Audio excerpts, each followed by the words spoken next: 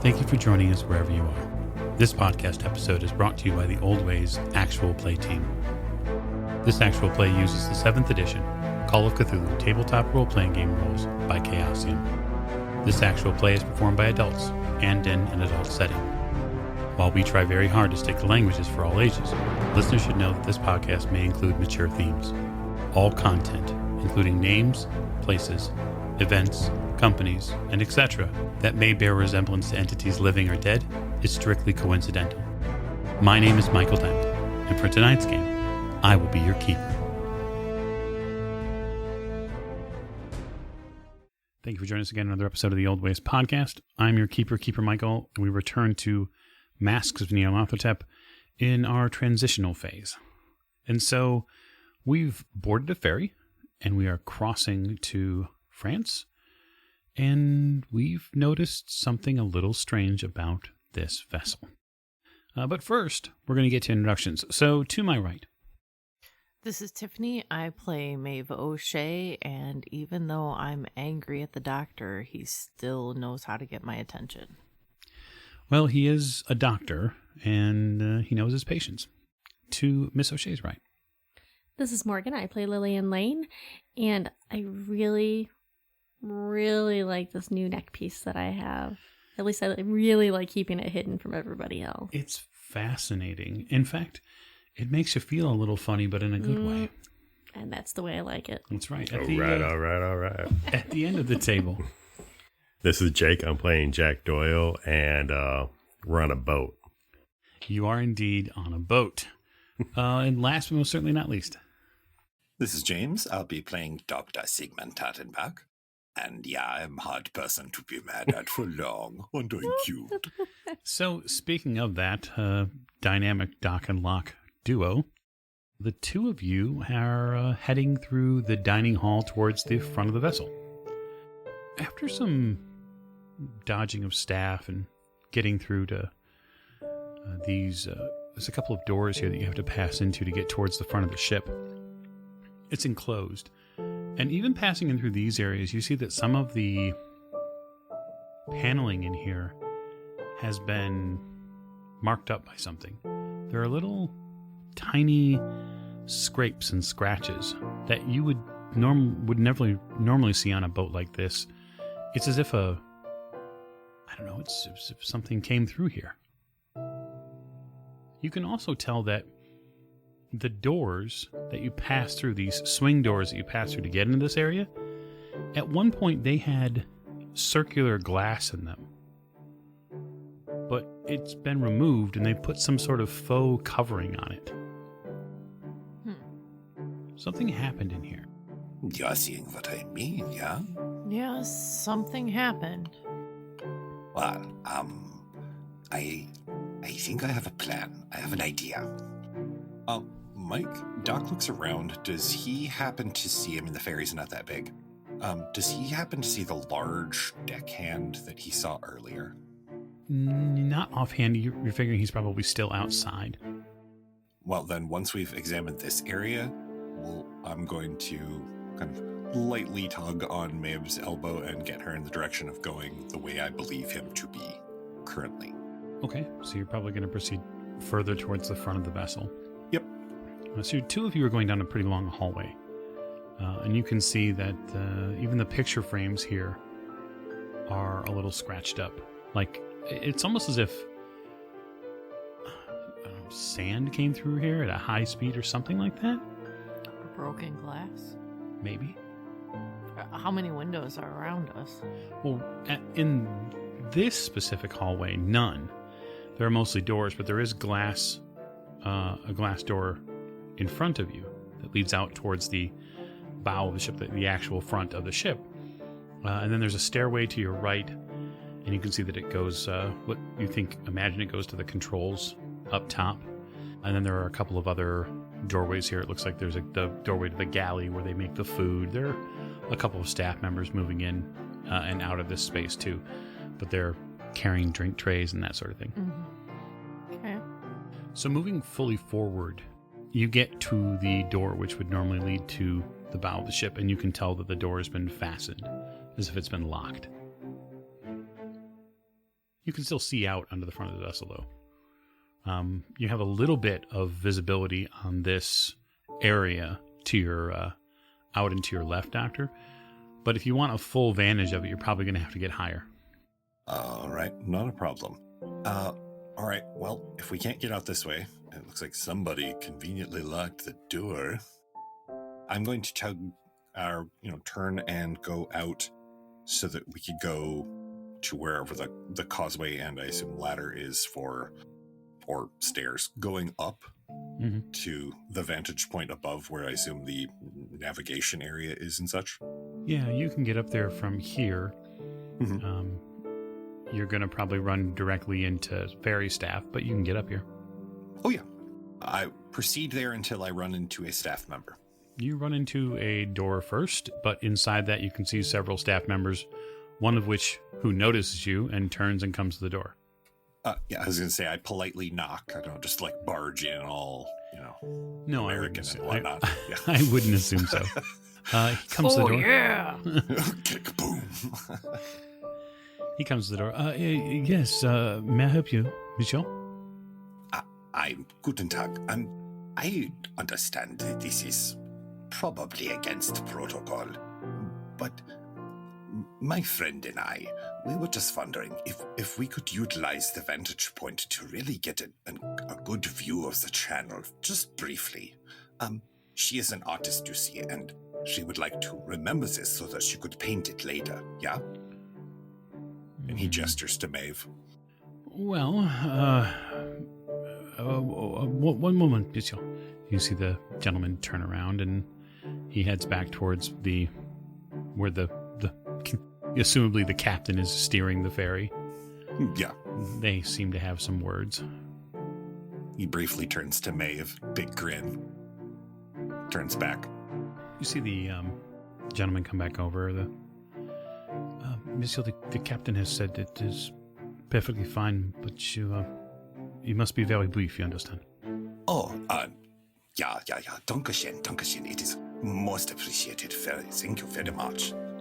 He leads you around. So he kind of takes you in a very wide arc around where the captain and the first mate are working and steering away the from ship. The important stuff.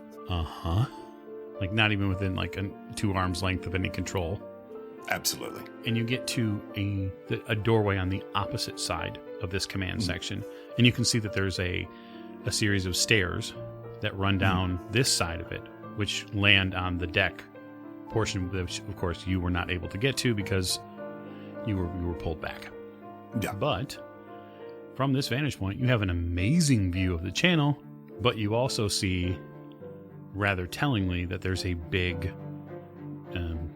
something that was landed on this deck or was burned into this deck or something. It's been covered by paint, but the paint doesn't completely match the hue of the ferry anymore, and there is ripples in the wood. Given a moment or two, could I, if I really study it, and if she really studies it, could we perhaps pick out roughly what was burned into the wood? And it's an occult roll. Oh, wunderbar. I don't know if anyone... Do you have occult, Tiff? No. Okay, I don't... Oh, God, I have to do everything. Jeez, it's ridiculous. Yeah, well, I hope you do, because I do not recognize this symbol at all. 13 out of 83. Okay, Wunderbar. so that's extreme. Yeah, because 41 is a hard, and then 16 is an So this symbol is something rather concerning. The symbol that's been burned to this deck is some sort of summoning symbol. Likely powerful. You can see from the circles here and from the radiating out, it looks like whatever was centered here has probably rippled and burned the wood itself. So either someone was standing here when they summoned it, or someone focused their energy from afar and told it where to be. And if that's the case, then whoever pulled this off is way more powerful than your everyday average parlor trick magician. Can I work out what possibly was summoned? Probably, even with the extreme roll, you'd probably have to get a little bit closer. It's likely that it's elemental in nature. Right. With the fire and all that.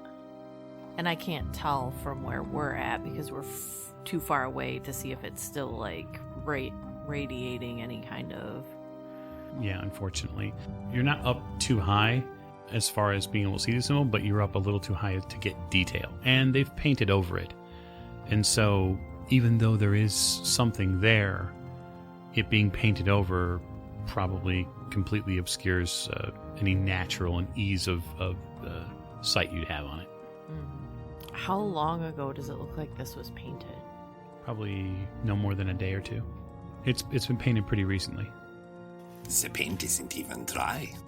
I look around where we're standing, roughly where we're standing, Mike. Is there anything else here? Like, does it look like this area was repainted or anything? I mean, this is pretty much a perfect vantage point for it. It doesn't look like it, but if you didn't know any better, Doctor, you think that maybe they used the wrong paint? Like maybe they used a paint that they were able to get a hold of, but not a nautical paint. Mm-hmm. And it's flaking and falling apart, essentially? Well, it's just not curing. Yeah. It's not a holding against the rigors of the sea. I glance back at the officers inside. Are they paying attention to us anymore right now, or are they doing ship things? They are beginning to pay attention to you because, yes, you're looking out at the channel, but the two of you have been kind of sort of staring over the edge at this portion of the deck for a bit. I mentioned to look up. Yeah, I'll look out. And as we're both kind of looking out at the ocean and stuff, if I offended you, I am sorry. I do not mean to. You know that. I just care for you, and I want what is best for you. You know that. Do I? Don't you? I don't know anymore. Well, perhaps it is not me that has changed. You know? You can always talk to me. And yes, I know I am a little busy right now, but always, you're going to have to get something for me, okay? What's that? Hey, Mike. Mm-hmm. I accidentally dropped my cane on the deck below. Okay, so to do that, you'd have to open the door. Oh, okay. So, like, the deck below is below, like, down a stairway out that door. So you'd have to open the door. As we're walking in. Well, no, like, not as you're walking in. So remember, this doorway is on the other side of where you came in from. Okay, gotcha. Yeah, I open the door like I'm just going to lean out and look with a more unobscured view.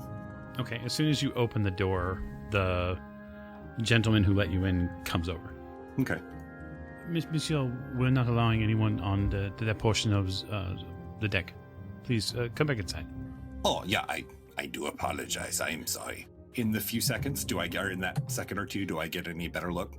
You don't get any closer to it, per se, so you don't get a better look. It does give you the opportunity to drop your cane. And I will do so.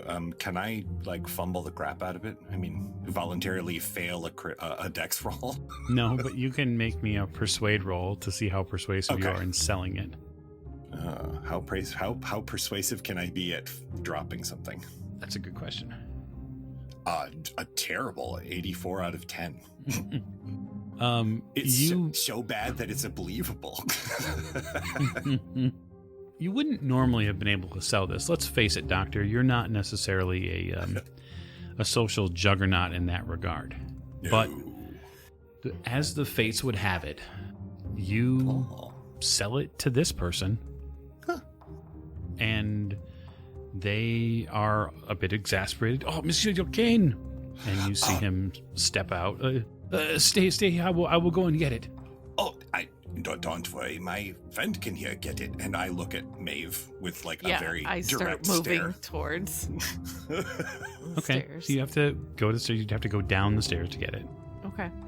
As he comes over, I stumble against the door frame so that he has to kind of hold me up because I clearly don't have my cane. Okay. Yeah, that's an easy sell. He stays and holds you up, and you're going to go down and get his cane? Yeah. Okay, so in doing so, you'll get a lot closer view, and I'd like you to make me a Cthulhu Mythos roll. Ooh.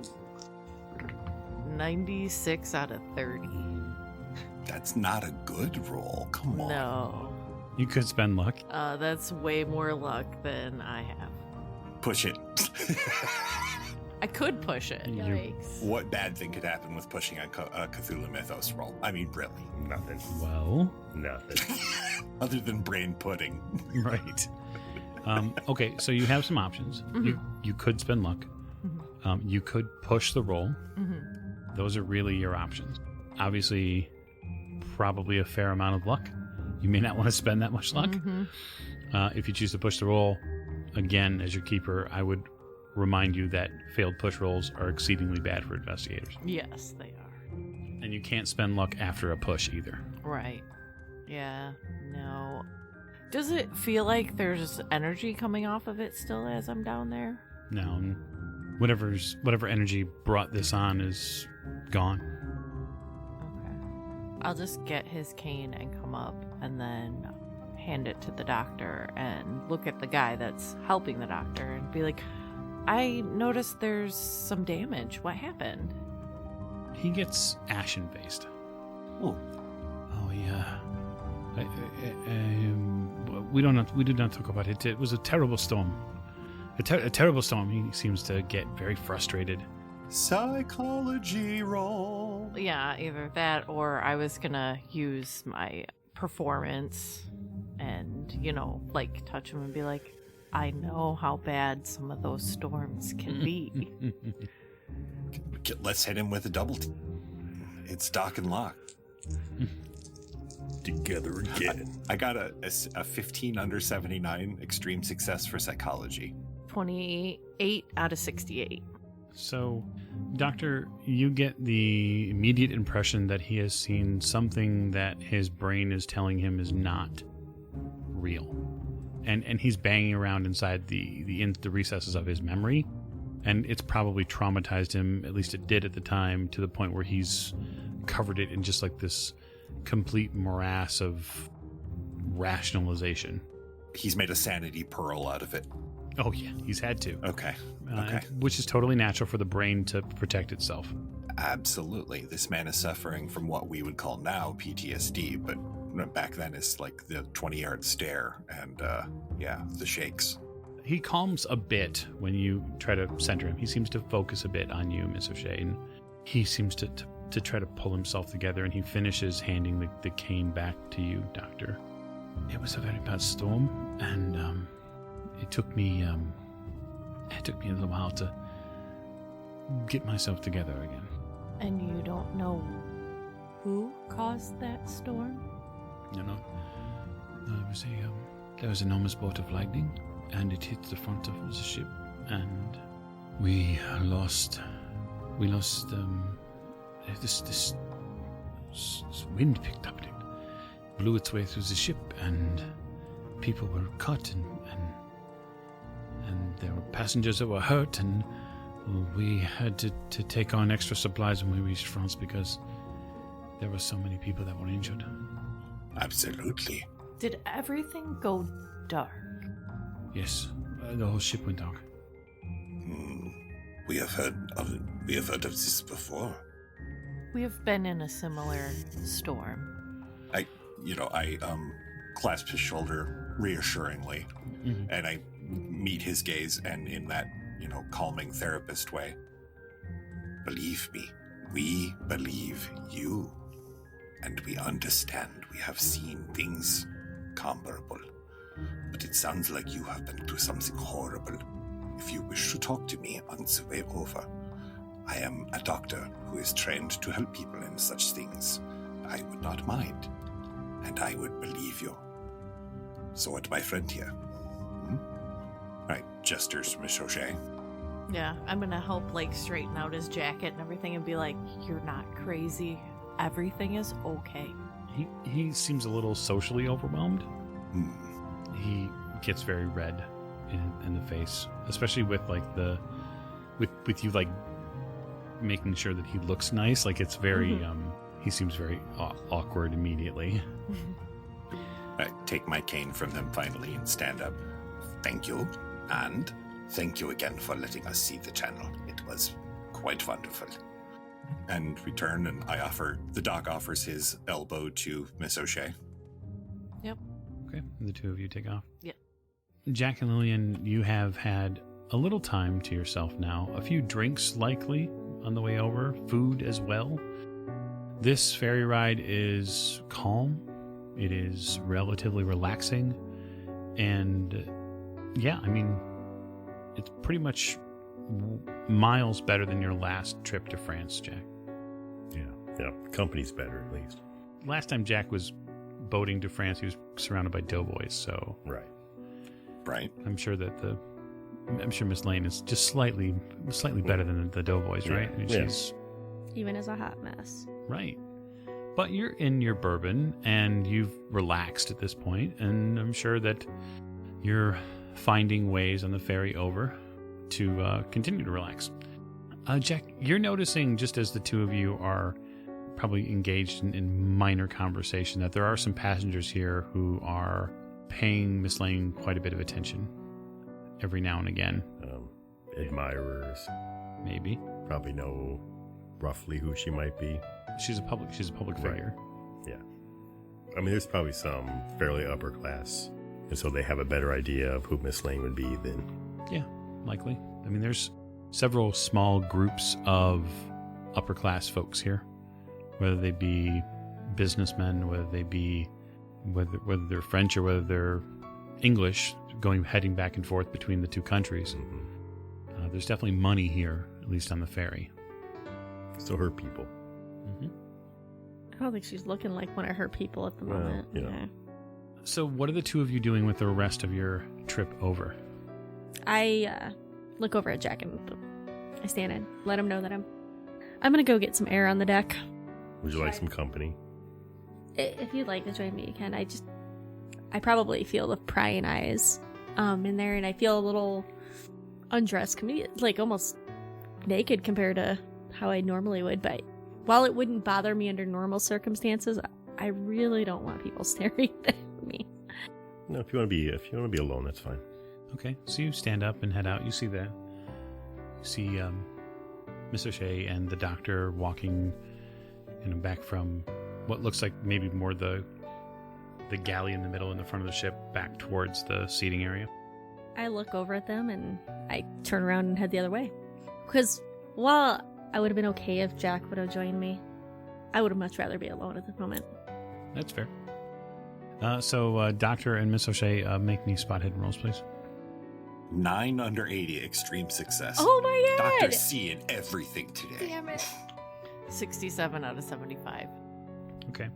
Doctor, you see Miss Lane kind of ID the two of you, and she makes a hard left, like almost immediately, towards the side of the ship. And when she does, there is something around her neck. There's like a bronze or brass-colored necklace that she's wearing you are not familiar with visually.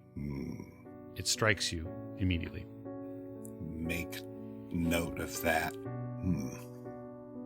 But I kind of look at Miss Lane as she walks away, and look at Miss O'Shea, and I seem to be getting a lot upset today. Was it something I'm going to say? Anyway, go over and sit down next to Jack. Pull out Maeve's chair. I'll awkwardly sit down. So, Jack, Doc? we found something. Oh, did you? It seems like somebody's always finding something. Well, I have to find you thing to do, otherwise you get up to no good. Okay, that's fair. Yeah? Mhm. So, we found something quite interesting. One of the crew members happened to tell Miss O'Shea and I about how lightning apparently hit the deck out here and caused damage to the deck. Is that where it's painted over? Yeah, but he kind of gestures a little bit to Maeve as if, English is not his first language. He just said that there was a storm and that lightning hit the deck and everything went dark, kind of like our last boat ride. I hope it's not exactly like our last boat ride. Well, I don't know, but it happened about a day or two ago. Really, that soon? That's what it looks like. And whatever happened to this man, Jack, it shook him to his core. It did. I will say that whoever made this happen is not somebody we want to go after. We're not prepared. We're not strong enough. So, this is something that we also must keep our eyes open for, yeah? Yeah, because if they're heading in the same direction, or if they're a few steps ahead of us, maybe following the same trail, I mean, who knows anymore where these strings connect? Well, I mean, for all we know, it happened heading to England. Maybe whoever was going that way. We have no idea. That's entirely possible. I forgot to ask. No, he said that they had to take on extra supplies when they got to France after everything happened. So they were heading to France when it happened. It could be a coincidence. It could be. Doc just levels a kind of a flat gaze at Jack before breaking out in another smile. When has it ever been coincidence for us, Jack? I'm just saying, right? But yeah, we can kind of keep an eye open, especially if we're heading the same direction. So, while it is the three of us here, he kind of looks over towards the door that Miss Lane went through. I would thinking that we are all going to want to keep our eyes on Miss Lane. Can we all decide who we want to keep our eyes on? Because it seems like every time we talk, somebody is a different target. And I'm getting really... No, I am getting tired of it because everything that I have done has been to protect all of us and has been to make sure that everybody stays safe, yet I am constantly a target. You guys think I have lost my brains? Like, I am... You keep handing me things so that I can learn more because I like to learn and I am fast at it and I know these things. But then when I use them to our advantage, you all get upset. No. We're not upset. No one ever said that we were upset with you for what you do.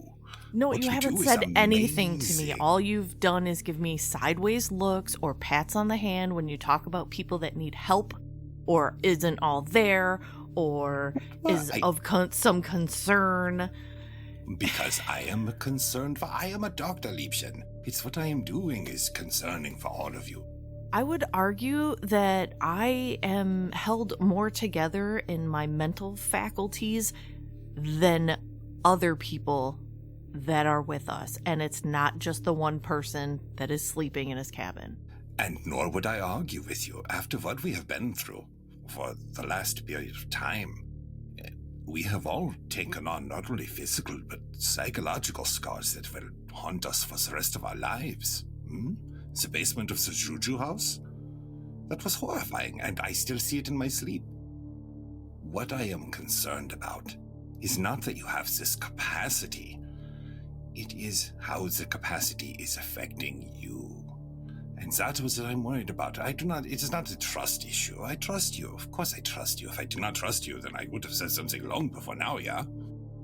It seems like that I'm not trusted, and I just want you to know that it is tearing me apart that I didn't have anything to save Lawrence. I had nothing. Well, none of us did either. We all lost Lawrence. And none of us had the capacity to save him. Do you not think that I have not sat up for many nights now thinking about how that sound and how that there is nothing in my learning, nothing in my medical ability that I could do to save him? I'm just saying that I don't care what happens to me if it benefits and makes sure that you guys survive. Yes, exactly, which is why we have to care what happens to you. Exactly. Yeah.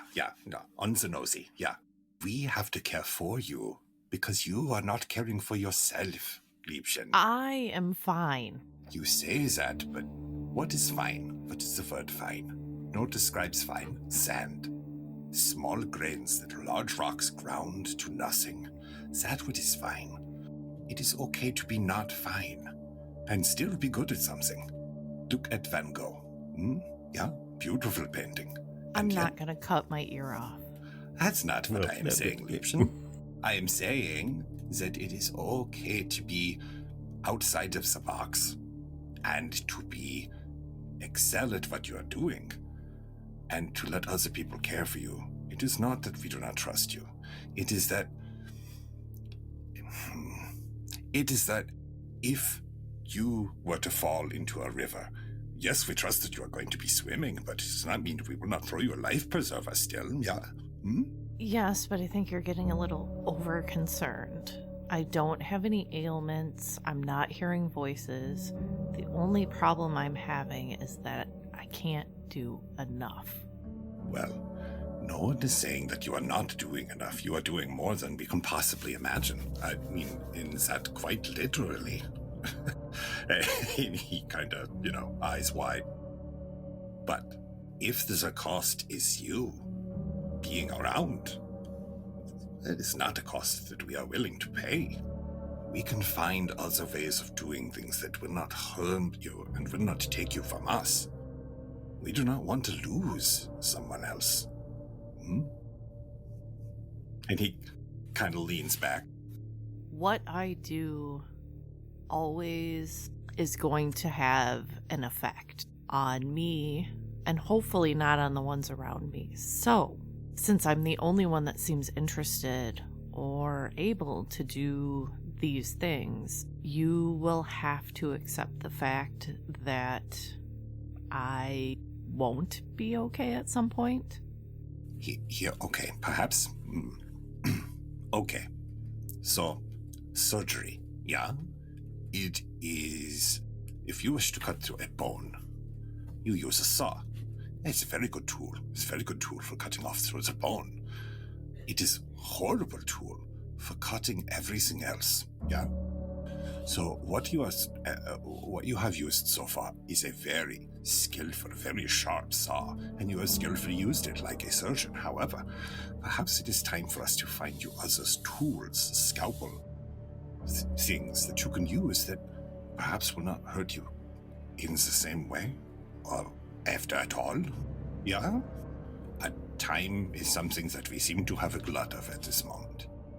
Now, and when I say that we should keep an eye on Miss Lane, I only say it in the capacity of a friend and a doctor who cares. She is exhibiting uncharacteristic symptoms currently, and she is wearing something that I have not seen before. And I have reason to believe that there are items in this world that could very well affect the mental state of the bearer or the holder solely by existing. I would agree with that.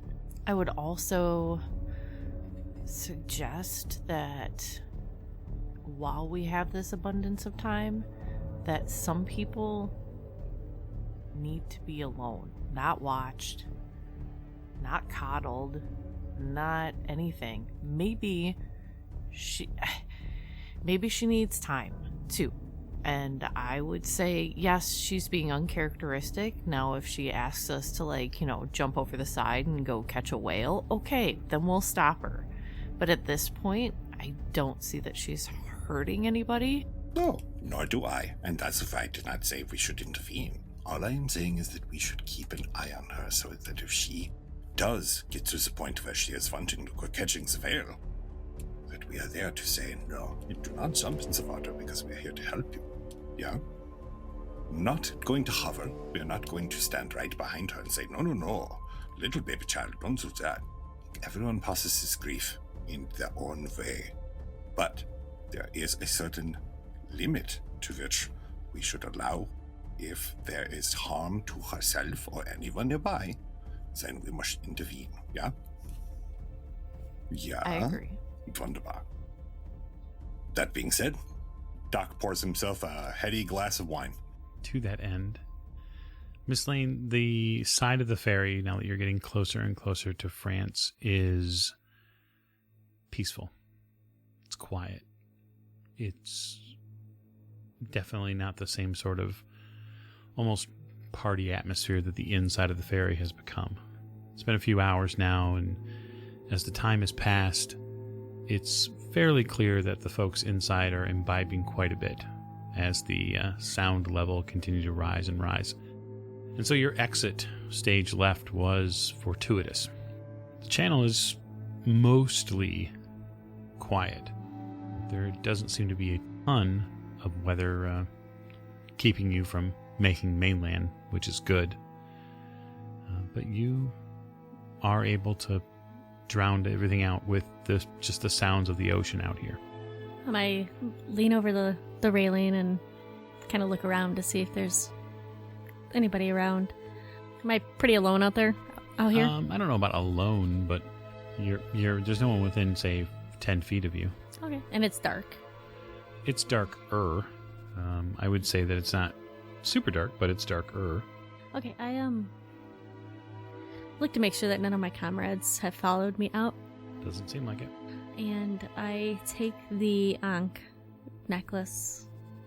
I pull it out because it's been kind of weighing on me all day. Like, it just, I don't know, I felt like there was something powerful there, I guess. So I take it out and I just kind of, I look at it and I can feel the weight of it in my hand. Mm-hmm. The lines and the curves in the necklace itself. I'd like to do psychometry on it. Okay. So go ahead and roll your psychometry. Then I'm going to lose all my sanity. And may God have mercy on your soul. And I have a 50. I'd like to spend 3 luck to get down to the 50. Sure. So you take it out and concentrate for several moments. And as you concentrate on the ridges and the sharpened, almost teeth-like barbs that are in the side of this necklace, you get a distinct and growing impression that it is a wellspring of energy. Just looking down at it in your mind's eye, you see what feels like and sounds like a fountain. It almost sounds like a waterfall of continuously rushing water spilling out around you. And your vision goes to a desk. You see the necklace there on the desk. And you see very well-manicured fingers pick it up and almost consider it as if they're looking at it from every angle. And as they face it back over, you see the eye move slowly back and forth until it comes to the standard home position that you remember it as. And then on the air there in this room, this study, you hear a record playing. You hear a woman singing. And she's singing a very strange and almost harmonic sound. It's as if her words are being amplified and echoing around the room in a way that belies the size of this room. It's as if she's standing in a cathedral and speaking and singing, and yet the room can't seem to capture all the sound at once. And at first you have no clear idea what she's saying. But after a moment, you begin to understand the words coming out of her mouth, each one in time. And you can hear that she is raising her voice in almost this song-like prayer to a being beyond. The power of it overwhelms you, and it snaps you out of your trance. I'm probably shaking a little bit after that encounter. And you need to roll me 1d6, please. 2. All right, lose 2 points of magic. That's what it costs you. You hedge magician, you. I take a look at the necklace again. I focus on the eye that's on the necklace. Yeah. It's not moving, right? No. Oh, that's good. No, it's totally stationary. I put it back into my shirt and button up my blouse to keep it hidden, and figure I should talk to Maeve about it at some point, but this is probably not the right time for it. That's a decision you make. Take a deep breath and straighten myself out internally as much as I can, Okay. mentally, and I head back inside. You can see that Europe is here. It's right there. You're going to be landing soon. So I go to find my friends. Well, there they are, right where you'd left them, at least most of them. Staring at each other angrily. Right. Can I feel the tension when I walk up? Maybe, yeah. But you also hear that the staff are making the announcement that Calais is in sight and the ferry will be landing soon. So please prepare yourself and your passports for inspection. Ah, it sounds like we are here. And good timing, too, yeah. Mm-hmm. Is everything okay? Oh, yeah, nothing bad has ever happened in France. We will be fine. I mean, like right here, Doctor, not in France. Oh. Well, I mean, where we are. We No, will we're be good. okay. Oh, you guys are very convincing. There were things that we needed to talk about. And did you talk about them? Well, for the most part. Did you do a lot of the talking, Doctor? I usually do, don't I? I Finishes know. off the glass of wine. Clink. Now, let us get off this boat. You guys collect your things, and Doctor, you collect your patient, and you get into another queue where you go through a little bit of, declaring what you're here to do and making sure they check over your passports and that sort of thing. Now, given what the party may or may not be carrying into France, Most of the guns went into the fake bottom of the trunk. which means we need to make a roll for that to see if you can successfully smuggle them into France. If they want to dig all those books out of there to find them, I guess they can go ahead and do that. Well, they do search most of, not in a violent way or not in a, they just open up cases. They make sure that things are in order and that sort of thing. When the person gets to your steamer trunk that the doctor bought for you, they move it slightly before opening, and you can hear from where you're standing, you can hear things shift in the lower portion of that. And you see the inspector stop and then kind of screw up his features and look down at the case, like the steamer trunk. And then he asks you to open it. Oh, I open it. Sorry, I've collected so many things, and I open it, and there's stacks of books. There's probably the whatever other trinkets we've collected. Not the sharp ones, because that's on my thigh. Sure. He looks down at your things and kind of assesses you for a moment. Is this everything?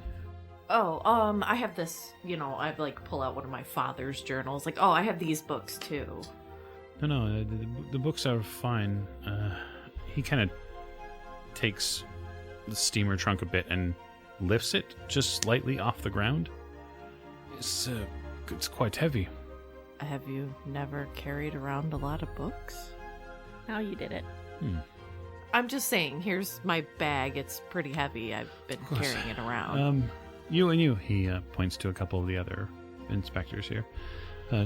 Take this and take it to the table over there. Oh. They take things aside, and they start going through the trunk, piece by piece. Your books get set out in stacks.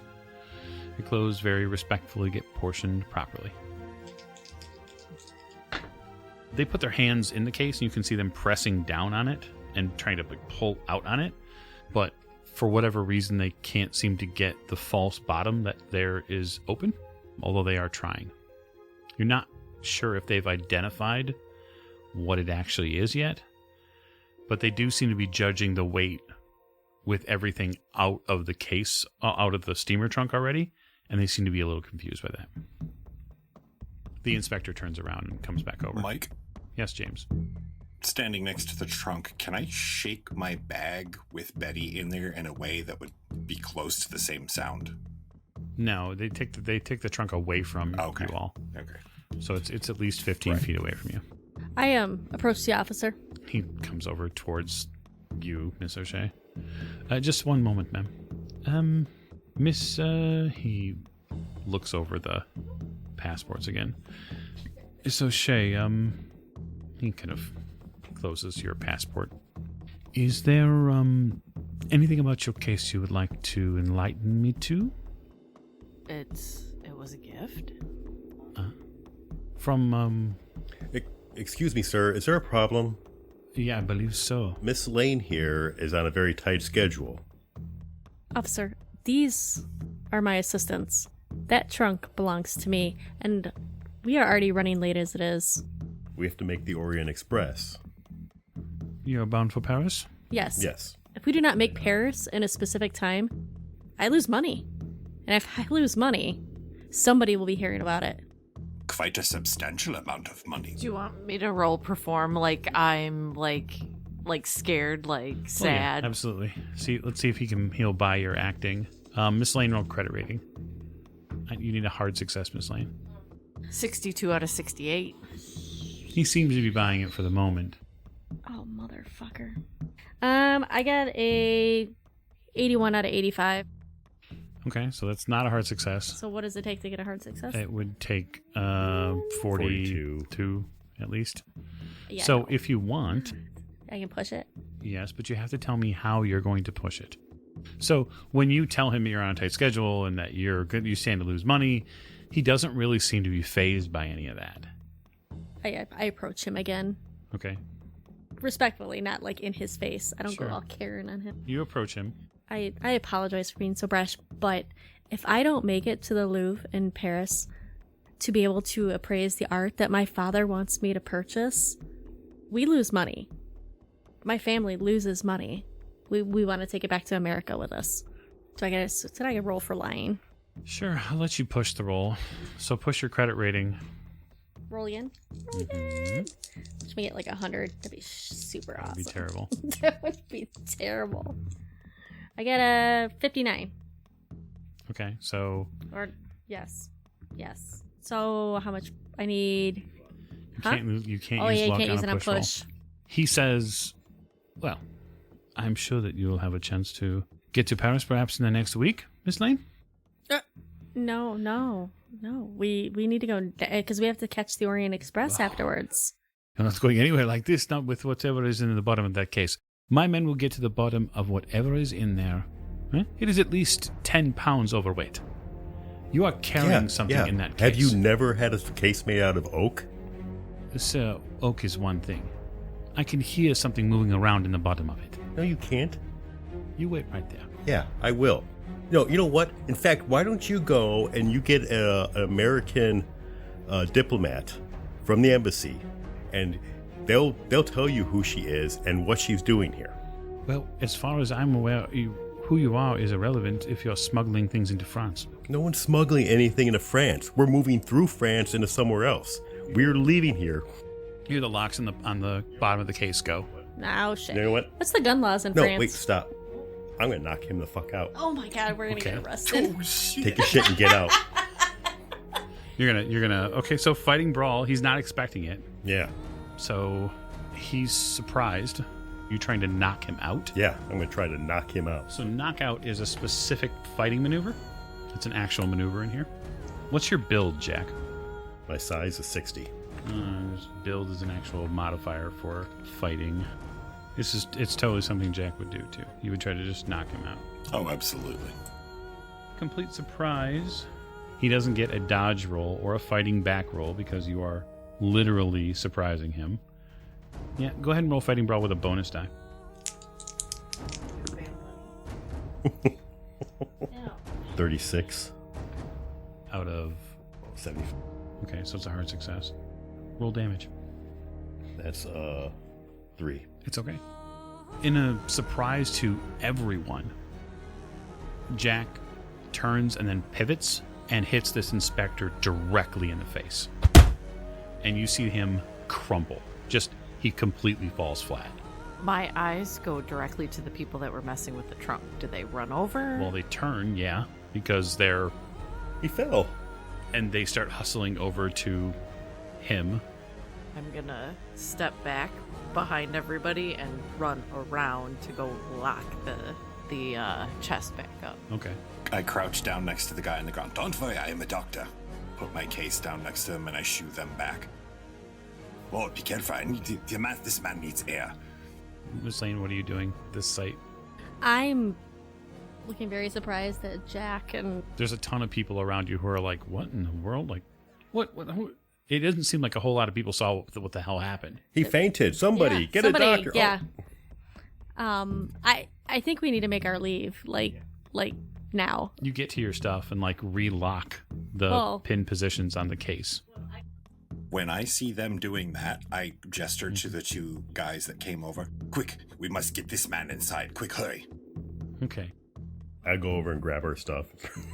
Doctor, you get them quickly in order. He's going to have one hell of a shiner on his face. The inspector's assistants who are here are asking you, Doctor, like, what happened? They don't understand what happened. I look at them. I don't know exactly. I will go find out. One moment. Here, watch him. Because he is okay. I turn around, run out, and get on the damn train with everyone else. Okay. You all do a very hasty exit stage right from the inspection line. Cases kind of bounding after you. You're hustling out as these men take this inspector that Jack punched deeper inside their offices here.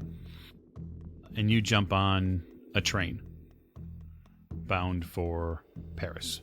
We're gonna get arrested in Paris. Mm-hmm. Oh, shush. So gonna It'll be happen. fine. It's so good. You get on the train. It means that you have to keep my name off of everything. Yeah, because he saw your passport. Right. Mm-mm. Well, I mean, if we're really going to play technicalities, he also knows that you're someone named Miss Lane. Yeah. And if that gets linked up with who you are, Obviously, but she failed it.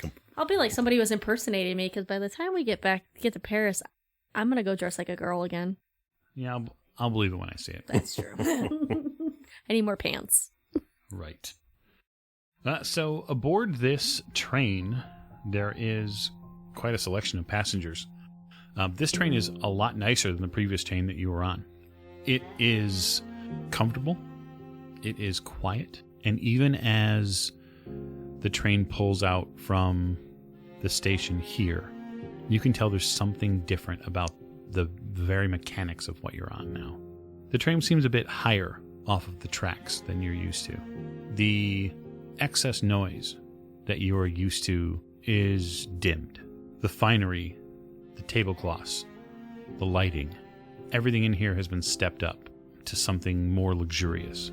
For some of you, it might even make you a little uncomfortable. The staff get you to your appointed first-class rooms. They tell you that they expect to make Nord Station in Paris by 10:30, 10:33, give or take. And that should you need anything over the next couple of hours, you have but to ask. There is some very lively jazz music coming from the saloon car up ahead. And there are some fairly well-dressed folks who are sipping drinks and smoking cigars or cigarettes and enjoying what appears to be a piano band. I'm going to put on one of my performance dresses. Oh? And when they take a break, I'm going to ask if they would like a singer. Of course. The band welcomes you. If you're happy to sing, they ask you if you'd like any libations before you begin. Yeah, I will drink a lot. You have a few drinks, anything of your choices of champagnes, wines, etc. And you get settled into a couple of different musical numbers. What would you prefer to sing? What type of song? She usually did more upbeat, like swing kind of It depended what the place called for, but she prefers some more upbeat music. So they probably step up to almost, although it's not of period yet. You get a little bit of a faster paced jazz music. It's not swing because technically swing isn't around just yet. Right, but and this is something that most of you can probably tap your feet to for sure. This isn't this laid back lounge act that they were doing. This is something much more lively. Yeah, give us a roll and see how well you do. Watch me fail. That was a 58 out of 68. Okay. Yeah, you put on a very entertaining first set. Your fellow passengers in the car here to Paris give you a nice round of applause when you're done. You probably feel a little uncomfortable at first because you haven't really stretched vocally in some time, unless you count really getting that scratchy throat back at the Miser house. But beyond that, you feel like you're stepping back into being who you are. Art is a way that you connect with yourself, and it's hard to, even as the song kind of ends and the applause continues, it's hard to get away from the fact that you lost that portion of yourself a little bit. And all of this time spent running around with cults and strange creatures and strange people. And for those of you who are watching Maeve sing, Jack, it brings back some very strange memories of the kiss. That's probably the last time you saw Miss O'Shea perform. And it wasn't but a few songs into it that you got wrongfully accused of a double murder. And it feels a little strange to see her back on stage. And you probably, in the back of your head, look around for anybody who might be shooting somebody else armed. And so, the train ride continues. Night falls pretty heavily. It falls between martinis, the occasional bourbon, a series of wine glasses, and the relaxation that comes from putting hundreds of miles between you and where you once were. And you get that feeling that maybe that this transition through Europe, headed towards your destination, Egypt, might just give you a little time to reinvent who you are, to leave England behind in multiple ways, if you have the strength to do it. And that is where I'm going to call this session to a close. So thank you so much for listening. We hope you are enjoying our Masks of Nyarlathotep campaign, which has slipped its way onto the Orient Express, bound for Paris and stops beyond.